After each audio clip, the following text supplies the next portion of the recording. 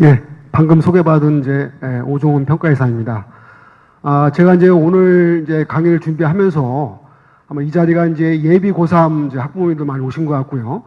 또 올해 다시 각오를 해서 재수 준비하면서 앞으로 입시를 어떻게 치를 것인지에 대해서 오신 것 같아서 제가 맡은 부분은 예비 고3생 기준과 졸업생 기준에 맞추어서 양쪽을 다 병행하는 상태로 해서 올해 입시가 어떻게 준비가 되고 대비했을 때 가장 정확하게 잘 대비할 수 있는가에 대해서 설명하고자 합니다.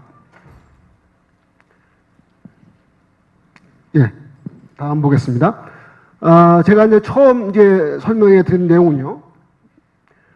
올해 정시 물수능이 과연 어떤 결과가 나와서 실제 정시 판도는 어떻게 변화를 일으켰고 올해 수능은 또 어떻게 예상하는 것이 가장 적합할 것인가에 대한 하나의 내용입니다.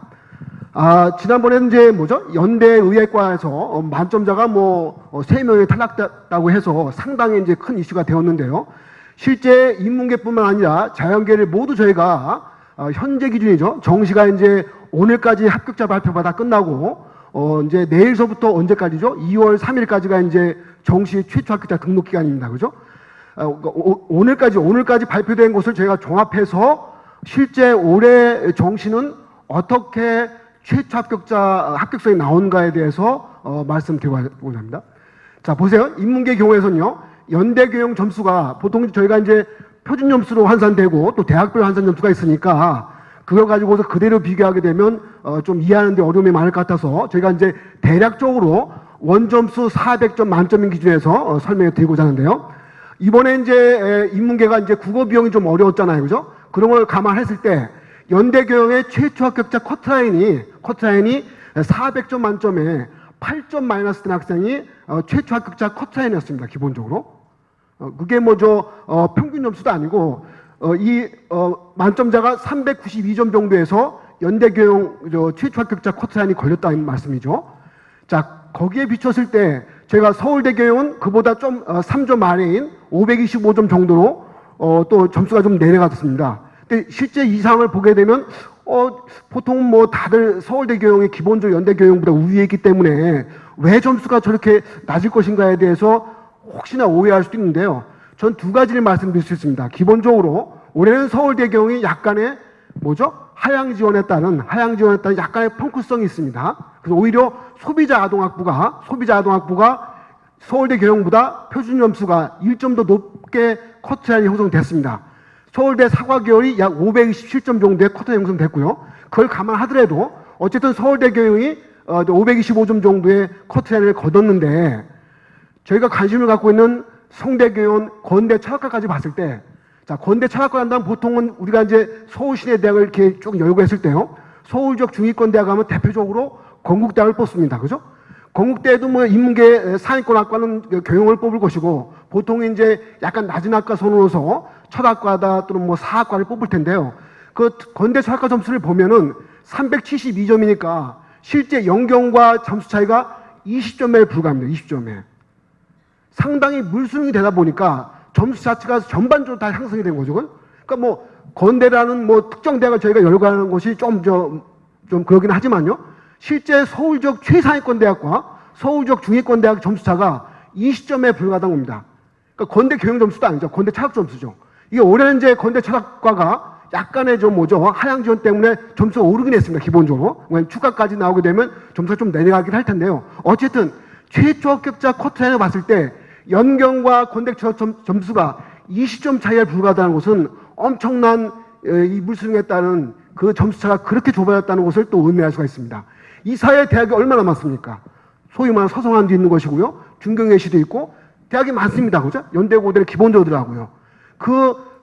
우리가 최고로 가고 싶어하는 대학의 그 최초 커트라인과 보통 중위권 대학의 약간 하한선이 할 수 있는 대학과 점수차가 이 물수능에 따른 여파 때문에 20점으로 이렇게 좁혀졌다는 거. 상당히 저희가 앞으로 수능을 대비하고 앞으로 입시를 대비할 때도 상당히 중요한 포인트가 될 것입니다. 저는 이 말씀을 드리면서 어떤 것을 강조하고자 하면요. 사실 최상위권과 상위권 학생들한테는 물수능이 커다란 위험 요소입니다. 그렇잖아요. 한동문항 컨디션에 따라서 실수해서 틀리면은 엄청나게 이제 하락하게 돼 있죠. 근데 그것은 저희가 또 다른 차원에서는 중위권, 중상위권 학생들한테는 엄청난 상위권 대학으로 갈 수 있는 도약의 기회입니다. 도약의 기회. 천문 같은 기회죠. 천문 같은 기회. 내가 기본적인 점수대는 서울적 중위권 대학을 할 수 있는 점수대인데 어쩌다가 한 문제는 실수로 틀린 것이 아니라 맞추기도 하고요. 그것도 있잖아요. 잘못 찍었는데 맞출 수도 있습니다. 한두문항은 또 어떻게 잘 찍었는데 맞출 수도 있고요. 이렇게 해서 각 과목별로 1교시, 2교시, 3교시, 4교시 4점씩만 풀었을 때도 보세요. 건대 철학이 연경합니다. 기본적으로. 뒤집어 생각해야 돼요. 그러니까 저희는 이제 이 많은 물수능에 따라서 뭐 만점 다 떨어졌다 막 말씀 많이 하는데요. 저희는 이제 저희가 보통 이제 자녀분들이 계시겠지만 뭐 잘하는 수험생이겠지만 약간 그만 하는 수험생도 많을 거 아닙니까 기본적으로. 그런 학생들한테는 정말 물수능은 기회입니다. 기회. 상위권 대학으로 도약할 수 있는 기회라고 저는 감히 말씀드리고자 하고요. 자, 이과도 마찬가지입니다. 자연대, 연대의학과 말씀 나왔고요. 서울대 의학과도 사실상 만점자 수준에서 최초 합격자 허탕이 나왔고요.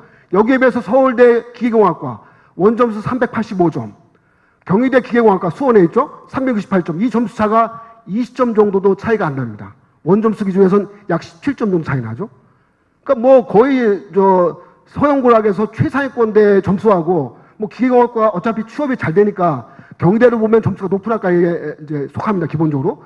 그 대학간 점수차가 20점 안팎으로 좁혀지니까 이거는 뭐 문과가 되든 이과가 되든 간에 그 물수능에 따른 여파에 따라서 정말 최상위권과 중상위권의 점수차가 급격하게 좁아졌다. 이런 정도의 상황을 아시면서 올해 수능과 입시를 아마 준비해야 될 것 같습니다. 그래서 상위권과 최상위권 정말로 실수하지 않게 잘 문제 푸는 게 중요하고요.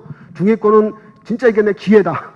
내가 천내 기회다라고 생각하고 열심히 노력하다 보면 오히려 좀 좋은 결과가 나올 수 있는 그런 상황으로 예상하고 있습니다. 그래서 전체적으로 이제 올해 수능을 2016 수능을 예상할 건데는 영어와 수학은 역시 정부 정책의 기조가 있다 보니까 역시 물수능으로 쉬운 수능으로 나오지 않을까 생각을 하고 있고요. 다만 이제 국어하고 탐구 경력 정도로 가면 어쨌든 모든 수능이 다 쉬워지면 지금도 저런 식의 물수능의 여파가 있는데 너무 혼란스럽단 말이에요. 그죠? 그래서 국어하고 탐구 정도에서는 약간의 변별력 있는 문항이 나오지 않을까 이렇게 생각하고 있습니다.